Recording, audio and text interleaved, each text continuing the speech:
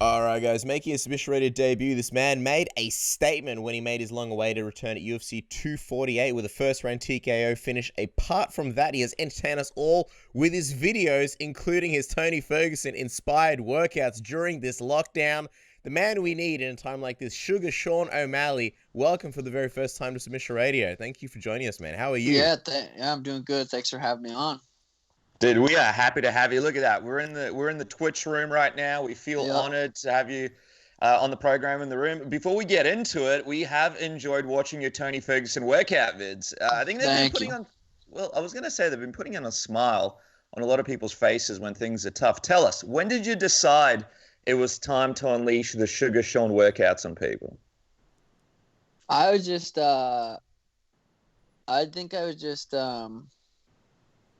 just happened. I was just like, it just all came. It was like just organically happened. I think the night before, I think I was just high and I was just thinking how funny it would be if I just kind of did a bunch. So we were training the next morning at my buddy Tim's gym, and I said, record this. I'm just gonna do a bunch of random shit. Just first take, hit it. And it was just funny as shit. And you absolutely nailed it. What did you think when you first saw Tony Ferguson workout, the original Tony Ferguson, with the pants and the wrestling slams? And were you high then when you were watching that one as well? I don't know. I like Tony Ferguson. A lot of people thought I was mocking him I think Tony Ferguson's badass.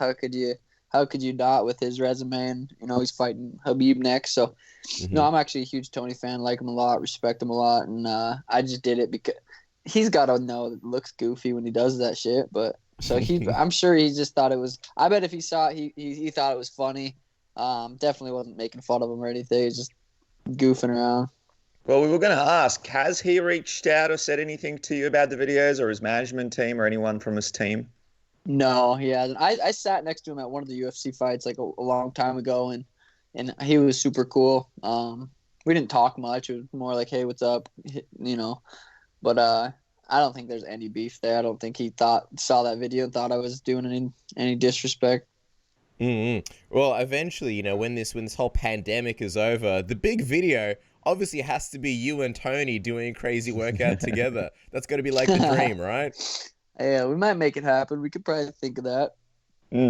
Tony's a regular guest here on the show, and he checks out the program from time to time. If he's watching this, what's your message to him? To Tony? Shit, get this workout together. Yeah, we'll have to hit one of those crazy workouts. No, I heard Chael Sonnen's crazy stories about Tony just doing a full workout. Everyone's exhausted and he's over hitting the bag. So that's kind of like, that's just championship mindset. That's the kind of mindset that I want to have. So yeah, just Tony's a beast. Absolutely.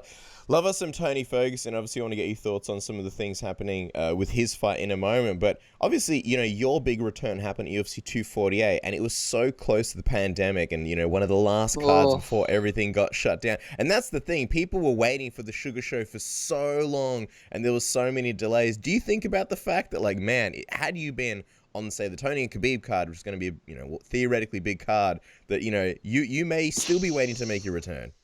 Ooh, I know. I feel like everyone's freaking out, like getting quarantined, and I feel like I would be more of a stressed out about all this stuff. But coming off that win, I'm just like training once a day and then streaming a couple times a day, just hanging out, and life's been good. But yeah, if that would have happened and my fight got pulled, like I would have had to do some serious, serious digging inside to be okay with that. But I'm glad I was able to perform.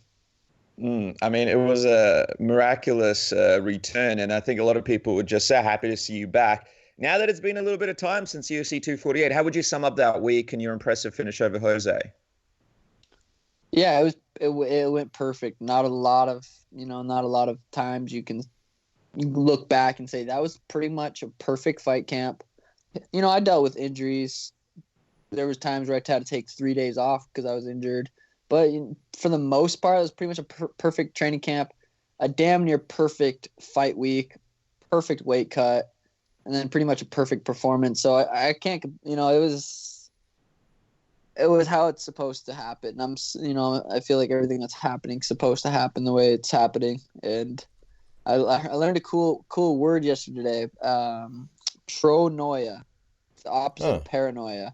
So pronoia is like the universe conspiring for you and helping you.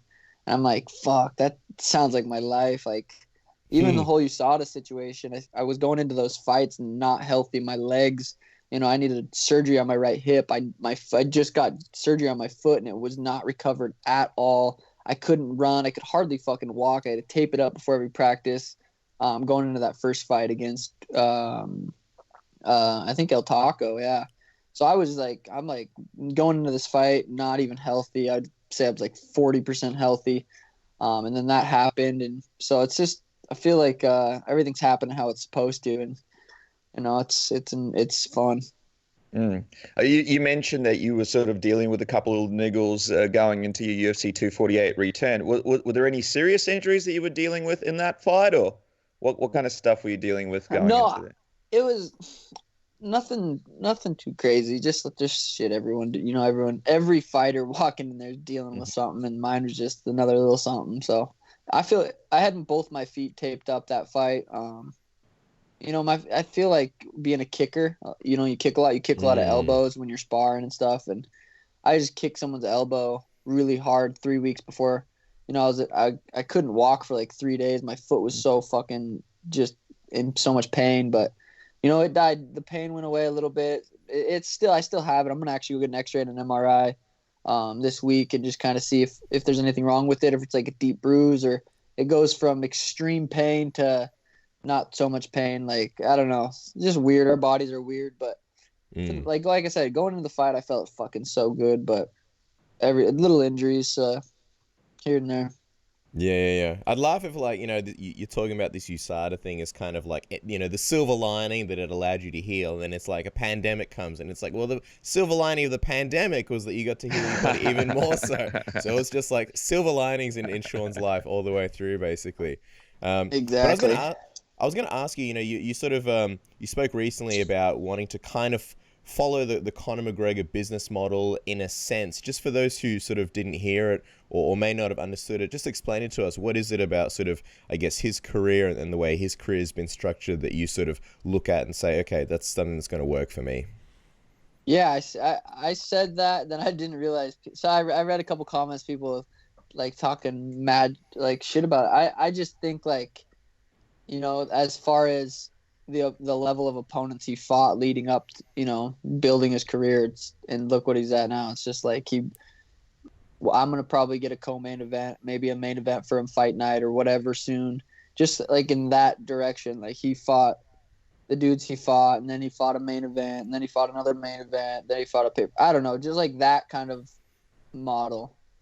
So do you as far as like, quality of opponents, because I get the sense that you're not really in a rush. You're not in a rush to sort of, go up and fight, some of the toughest guys, straight away. Not to say the guys you're not fighting are not tough, but in a sense, you're happy to just kind of progress your career, grow, build the skill set, right?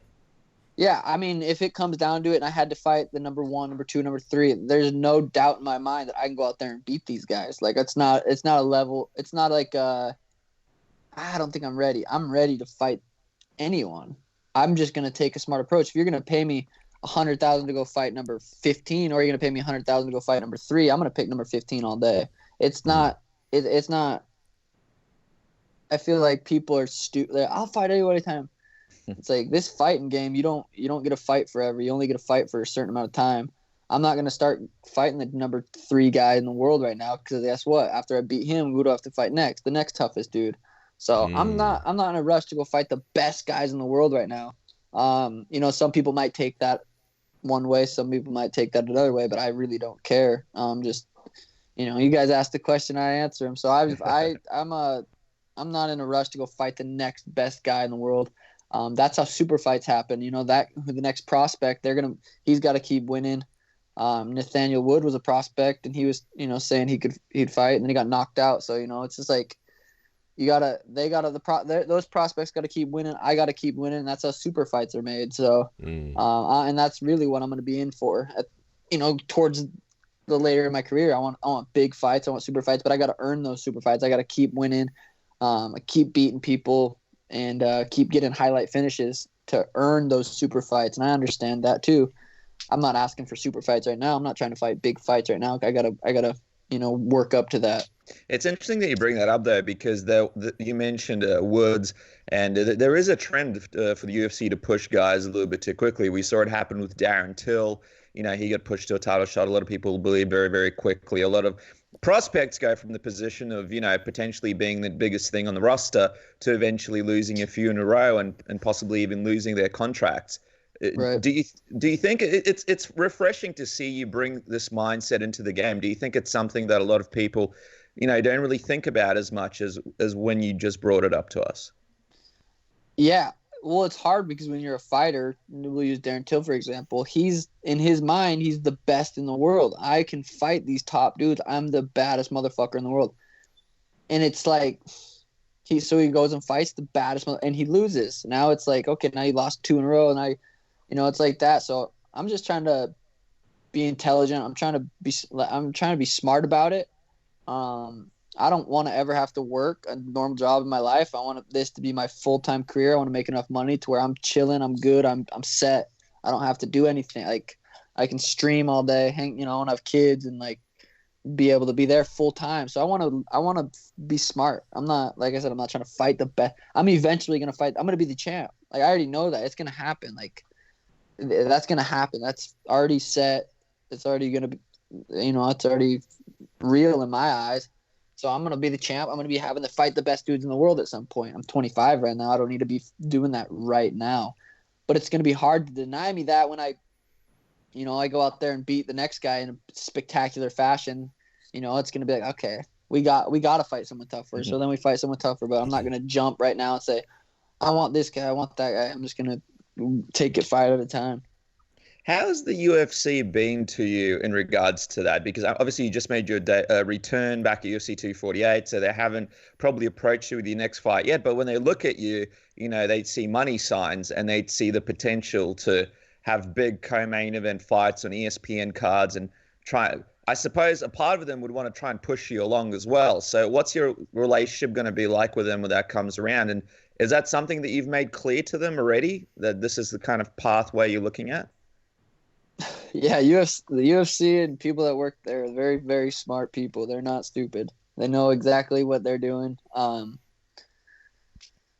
Yeah, I think I have a really good relationship with UFC. It's like they see what I see in me. I've seen this since I started. I've seen, before Conor was huge, like I pictured me being that guy. And then Conor came up and I was like, damn, that's sweet. Like, I want to follow that. Like, I want to be that big, worldwide famous, person. So I think I just got to keep doing what I'm doing. And what it comes down to is winning your next fight. And how you do that is by being consistent in the gym. I've been consistent in the gym for 9 years. I started when I was 16. I'll be 26 this year. So that'll be 10 years of consistent work. So I've been putting it in. A lot of people just kind of recently, within the last couple of years, kind of heard of me, who I am. But I've been grinding in the gym for a long time. My skill set is very high. I grapple with Tanquinho, Augusto Mendez, who just won ADCC Worlds last year. The best grappler in the world. I train at the MMA lab with killers. I have a really, really good team around me, and like I said, it's just being consistent. So. It's interesting that you mentioned the fact that you kind of wanted to be big before the Conor McGregor hit that peak. A lot of people in the roster, they're just kind of, I don't want to say they're copying what other fighters have done, but a lot of people are just kind of trying to go down the same pathway to become those big stars. And for a lot of them, it kind of falls flat because it's not who they are as a person, or it doesn't come off genuinely. Right. I'm just wondering, what are your thoughts on so many people trying to sort of push and sort of follow the same path to become big stars, and sort of what's your reaction, I suppose, and advice to a lot of the roster that are sort of trying to copy the same thing to get out there? Some people just aren't meant to be. I feel like it's in me. It's something bigger than me. It's like I don't know. I feel like Conor obviously has it. Some people have it, some people don't. if you don't have it, just just keep fighting. Like, just trade, fight, win fights, and that's how you're gonna get, make your money. But I don't know. I feel like I'm doing really good at just being myself, being fucking goofy, and just being who I really am. And I think a lot of people can see that. A lot of people, especially if they listen to my podcast. Like Tim and I have a podcast, the Timbo Sugar Show. I'm on there. There's so many hours of listening to me talk. You can get a good idea of who I am, because we're pretty open on that podcast, talking about life and stuff like that. So yeah, I'm just I'm a kid. I'm a 25-year-old kid, and I'm trying to be myself. And I love I love to fight, and I love this lifestyle that I get to live by training and fighting. And so I think some people just aren't meant to be superstars, and then they try to be, and it makes it look worse. So I don't know. I don't really have advice for them. You just got to keep doing your thing. I think it was very telling also that you took such a long, well, not took, like you were forced to take a layoff, and then you came back after such a long time to such a massive reaction. It just showed how much people were sort of clamoring to have you back, and I think that's kind of the sign of a star. I'm also obviously, like, you and Conor McGregor, or you on a Conor McGregor card sometime in the near future would be incredible. But you were obviously on 248, which was Israel Adesanya's card. He's a guy that became a star in such a very short time. I'm just wondering if you sort of learned anything or observed anything, with him, being on that same card, and maybe being around him on fight week. And he was bigging you up as well in the lead up to his fight. Yeah, me and Izzy, we're homies. We don't hang out or talk much, but we have that mutual respect for each other. I know I think it was his debut when he fought Marvin Vettori. He said he watched one of my fights and seen this 360 head kick I did, and he said he threw it in his fight from watching mine, and he had never seen it before. So that was pretty cool, especially his background in kickboxing and stuff like that. So he's a fucking beast. I think me and him have the best striking in the UFC, and I think that's why people really like to watch me. I'm not gonna go out there and like the casual fans do not. If you go out, Khabib's different. He smashes dudes. But if you're going to go out there and take someone down, punch them a few times, control their hips, don't let them up, like, nobody wants to see that. And that's just that's just the truth. Like, no one gives a fuck about somebody that can go out there and take someone down. Unless you're a Damian Maia, where you're like, oh shit, he's going to choke him. He's going to take his back and choke him. That's what he's going to do. So there's like a thin line between that smash or that insane, like, he's going to take his back, and then that guy that's going to try to take you down, score. I'm getting called out by all these 35ers. I've been called out by like 9 people in the division, and some of them literally just try to grab you. They're strong. They try to take you down, grab you, and hold you. Like, I'm not going to fight you. That doesn't even sound fun. If we have to fight, if it's like, okay, I'm the champ and you're the next guy, I'll fight you 100%. If you're the number 1 contender and I'm number 2, I'll fight you 100%. But if it's just like, I'm not even in the rankings right now, I'm not going to fight you. That does not sound fun to me. Like, it's got to be exciting. You know what I mean? Like, that's what I want to be, is exciting. And I feel like my style, I don't have to try to be exciting. I think that's just my style. It's just like, all my techniques are, they're sharp, they're fast, they're some of them are flashy, they're fun to watch, and the fans really, really enjoy that. Like, you go watch my last 4 fights, my contender series, my debut on Andre, and then my last fight, like, they're fun to watch. Like, you watch them and they're fun. I think the other thing, Sean, is also like, I think like the whole stoner community like gets behind you as well. I think because like you're a young guy and you're a stoner, I think that's kind of like part of what makes you. And obviously there's been a lot of stoners, and there are a lot of stoners in the UFC, but I think for you, like, it's such a big part of you. Even now in the background, you got like all the cool like multicolored like tie-dye shirts and stuff like that. And so you've got that whole community. I'm wondering though, I've always wanted to ask you this, and now that you're on the show, I guess perfect opportunity. When was the first time that you ever got high? What do you remember from that? And how old were you? Yeah, well, yeah, it's funny. Like, there's 2 things from that. I'll answer that. I'm gonna say this first though. I remember when I was kind of starting my social media presence, I would take a video of me smoking or something, and Then I'd win a couple fights. Now I was pro, and then and then we were looking at like, okay, with UFC stuff, and I got told by so many adults and so many people like, hey, dude, don't be posting that stuff. UFC's not gonna like that. Sponsors aren't gonna like that. Don't be posting that. You know, my dad was super like telling me not to. People at the gym were like, hey, dude, don't. I'm like, dude, I don't care. If someone doesn't want to sponsor me because I'm smoking weed, I don't want them to be a sponsor. And that was kind of my mindset the whole time. And now it's funny. Reebok made that tie-dye shirt. You know, it's obviously pretty. You know, you get the idea of it. And then even I think John Anik during the fight said something about being a pothead. It's just funny how it's just like I feel like I can make. I don't know. But the first time I smoked weed, I think I was 19. I moved down to Phoenix. I was super against it. My dad was a detective. My mom was a nurse. I got raised like marijuana will kill you. That's kind of the mindset I had. Like, do not if someone was even smoking, I would leave. I would not associate myself with it. I was super against it, and it's just how I was raised. And nothing against my mom and dad. They're doing their best, doing what they think is what they need to do. So I have no resentment against that. My mom still thinks it's the worst thing in the world and won't even talk to me about it. Like, it's hard for me to have a conversation with her because I want to open her eyes, be like, Mom, it's not what you think it is. Because they made me think it was something else. Then I smoked for the first time. I think it was 19. It's the first time I smoked. First time I got high because I smoked out of this vape pen, didn't feel nothing. But then the first time I got high, I think I took a bong rip. My buddy Tim and Frank, we were at the apartments where Tim and I lived here in Phoenix. And I remember passing out on this Xbox controller. It was on my side. It was the most uncomfortable, but I couldn't, I was awake, but I couldn't move. I'm like, what the fuck? This is so uncomfortable. I couldn't move the Xbox. I was laying on it. I just remember passing out for hours and waking up. And I was like, that's it? That's what it was? That was awesome. So then that doesn't happen every time. It's just like I definitely took way too much from my first time. So I think that was the first time I got really high. Yeah, that was good.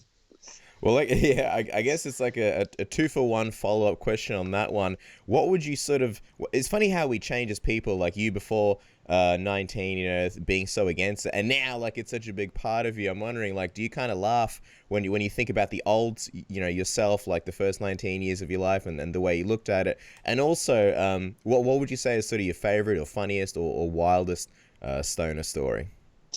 Yeah, I'd like to touch back on that too. Is when I was 19, even then I probably was too. I'm super, super thankful I didn't smoke weed before I moved to Phoenix, because I do think if I started smoking when I was 18, 17, 16, that young, I don't think I would have made it to Phoenix, because it's so easy to be able to take over your life. Like you could sit down and smoke weed all day and just be chilling. Like, I'm not going to do anything. Even still, if I take a rip right now, I ain't doing shit the rest of the day unless it's a good sativa. It depends what kind too. So I do think, you definitely should be at least 21 before you start smoking weed, and then just be very aware. It can take over your life. It can control you. If you don't, I think you just got to be careful just with anything, just with caffeine, even coffee. You shouldn't be drinking coffee past fucking 2 p.m. You're going to be up all night. It's just another tool. It's just another thing, just like caffeine. So I think you just got to be careful with when you use it, how much you use of it. And then what was your the funniest moment? Funniest. And by the way, I want to jump in there. I want you to feel comfortable, Sean. So if you did want to rip a bong or whatever, you're more than welcome to. This is a safe place, happy place. You're letting us into your home. But I was asking funniest or just wildest stoner story. Okay. Well, that's funny story. It's got to be smoking with Snoop Dogg. I mean, you don't get much better than that. It wasn't funny. It wasn't necessarily wild, but I was smoking with Snoop Dogg. It was fucking, it was awesome. My buddy Casey Kenny was there. He was on the Contender Series too. He was in the trailer. But yeah, after the Contender Series, I knock out Alfred. I'm sitting in the back. They come in. Dana signs. So I just got signed by the UFC. Just had a fucking sweet viral knockout. And now I'm smoking with Snoop Dogg in his trailer. And it nothing ever has felt like a movie, like I was in a movie scene more than that. It was funny. So it was so cool. that was probably the coolest smoking moment, or smoking with Joe Rogan on his podcast. We were smoking on his podcast, so and that was fucking so fun too. So those two moments were pretty cool. Well, it's interesting, man, because you did mention Khabib before and his style, and this fight between Khabib and Tony Ferguson looks like it might still happen. I want to just go back to the possibility of the fight happening. There's apparently a secure location that Dana White doesn't want to let us know the whereabouts of, but I just want to get your perspective on this fight before we move on to your division. It's a fight that we've been waiting for a really long time. You're a guy that loves a great fight, obviously. Who do you think's going to win that one? I haven't given a final prediction. I don't know if I just haven't thought about it enough, or if it's just so hard to, any fight, a street fight, it's hard to guess who's going to win, let alone these two black belts in MMA. So it's really God, it's hard. I feel like I have to really sit down and think about it. Even then, I feel like I'm not going to come to a perfect conclusion. So it's just so hard to guess. Is Khabib going to be able to hold him down and just beat the fuck out of him, or is Tony gonna be able to lock something up? I don't know. That's the question. It's either Tony locks something up or Khabib smashes him. So I don't have a prediction yet. I don't know. Is the fight gonna happen? We'll see. Like you said, Dana said he seems pretty sure that he had a location. Probably not going to be it can't be in America, right? I don't think it could be here. You wouldn't think so. Probably Russia, huh? Dana's backyard, maybe just a couple of people. Yeah, I wish they could fight at the Apex. That doesn't make sense why they can't. Yeah, that would be test 25 people, see if they're all corona free, and then let them in there and get the lights and everything set up. That should work. I don't know why it doesn't, but. Everyone should just wear hazmat suits and fight in the hazmat suits. But let me just ask you this, because you don't have a prediction yet. Do you think Tony Ferguson is the most dangerous opponent for Khabib in the division? The one that's most likely to possibly beat him? Oh, that's a good question. I think him or Gaethje, yeah. Either him or Gaethje gotta be. You gotta count Gaethje in there too. He's a fucking beast. Yeah. I'm wondering, would you fight if you were in this position? I know you're kind of sitting pretty because you had your fight, it's in the rear view, and now you're like, all right, cool, thank God that we got it in before this pandemic. But if you were in these guys' position, this is so important for both of their careers, but it's a big risk, given the climate that we're in. Would you be fighting now if you were Tony and Khabib, given what's kind of on the line with coronavirus and all that stuff? 100%. Wouldn't even think about it. Definitely would fight. Yeah, I'd fight even if they had fights at the Apex. I text Sean Shelby and I said, hey, if they're still fighting on the Apex in April and any fights fall through, let me know. I'd love to fight. So, but he said no. I think we're gonna get you in July. But yeah, I would definitely. I don't care. No crowd, no audience, doesn't matter. It'd be fun. Well, so you're saying you hit up the matchmakers to fight now, when in April, were you looking at fighting? For that April fight. That same card with Khabib and Tony, but they said that card is still full. So that was a couple weeks ago. So I don't know what's going on, but yeah, I'll probably fight in July. So if the UFC called you up right now, they had a private plane ready in Phoenix for Suga Sean and the crew, you'd still be down to do UFC 249 if things come if that pops up. Was that 4 weeks? You got what is it? I think less. I think we're looking at about 3 weeks now. Ooh, yeah. I could. If they pay, 3 weeks, that's a little push. You and Tony Ferguson on the same card, Sean. Me and Tony hitting some pre-workouts. That would be legendary. No, I don't know about 3 weeks. That might be, like I said, I want to have a really smart career, and I would want to have at least probably at least a month, at least 3 weeks of work, and then the fight week. Well, I'll tell you what, man. Before we go, just quickly, I just want to touch on your division because right now it looks like Henry Cejudo will be taking on Jose Aldo. Is that the Suga Sean dog in the background right there? It sounds like the dog doesn't sound like a fan of the Aldo matchup between Cejudo and Aldo. So I just no, he was yeah, look at that! What a cutie! What a little rascal! Yeah, Pete. He don't like when I pick him up if he doesn't want me to. No, yeah. Henry versus Aldo. When is that? Well, it was supposed to happen at UFC 250. But we don't know what's going to happen. That's supposed to be around June. So let me ask you, what do you think about Aldo getting the next title shot? And who do you think is the tougher fight for Cejudo? Aldo or Peter Yan? Good question. Aldo's coming off 2 losses, right? Lost at 45, then lost at 35. Mm-hmm. The cool thing about Dana White, and I wasn't necessarily a huge fan of the fight, just because he is coming off 2 losses. Dana's like, I don't give a fuck. I thought he won. I thought he beat Marlon, so I'm giving him the title shot. So I think you got to respect Dana. Dana's a pimp. He just does it. He runs the show. So if he thinks he fucking won, then that's fucking cool. That he's not gonna let the judges. I thought Aldo won that fight too.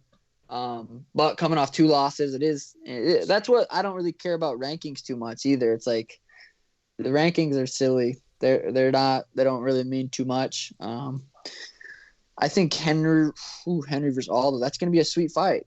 Henry's a beast. I think Henry could definitely beat him. Peter would be a tough fight too. Who's a tougher fight, Peter or Jose? That's good. It's a good question. I think they're. I don't know. Probably. That's a good question. Probably Peter. I think Jose might. He looked like he cut a little bit too much. I don't know though. It's hard. That's hard to say. I think both those fights are interesting fights. Does Peter have another fight coming up, or does he have anything booked? Peter. I mean, I he just think doesn't at the look moment, like a Peter. I think, at the moment, like no one really has anything booked. Everything's That's completely true. He's up in the fighting air. the coronavirus along with all Yeah, this. yeah, That's true. everyone's getting Yeah, into that's a it. good Yeah, point. That's I a guess good the UFC coronavirus. now.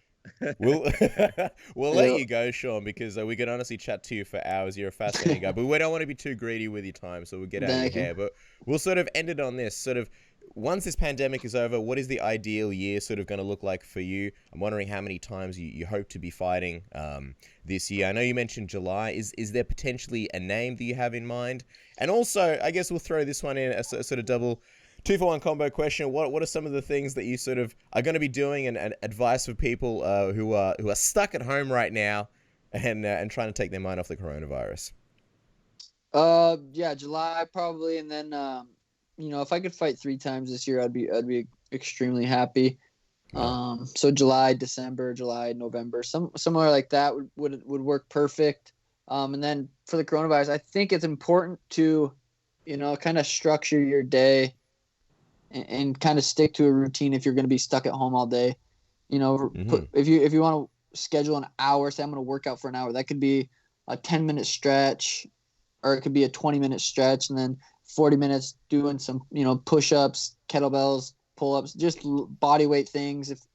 And then, block out an hour. Say I'm going to read for an hour. I'm going to read and write for an hour. I'm going to do some, for me, I'm going to do some breath work. I worked out this morning. I think it's important to structure, have an idea of what you're going to do all day. And you could add journaling, meditation, breath work, all those little things that are going to improve your day and definitely help with your anxiety, because right now I feel like people's anxiety is extremely high, not knowing what's next, not knowing what to do tomorrow, not thinking about all these things like, I don't know what I'm going to do tomorrow. I don't know what I'm going to do tonight.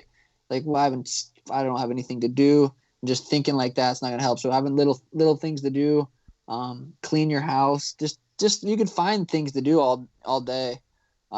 Stretching, you can definitely walk outside still, I think, take a bike ride. But for the gamers, you can follow me on Twitch, Suga Show _OG. I've been streaming like 3 or 4 hours a day, hanging out with, which is super fun because I just sit here. I play Call of Duty, which is an awesome game. I'm really into that right now. And then the Twitch fam, the stream's up and they're just sitting there talking. It's a lot of fun. 3-4 hours goes by like that. So that's what I do. I'm enjoying this quarantine. Like I said, with coming off that fight, I'm chilling. I'm good with whatever's happening. If we're locked down for 3 weeks, I'm good.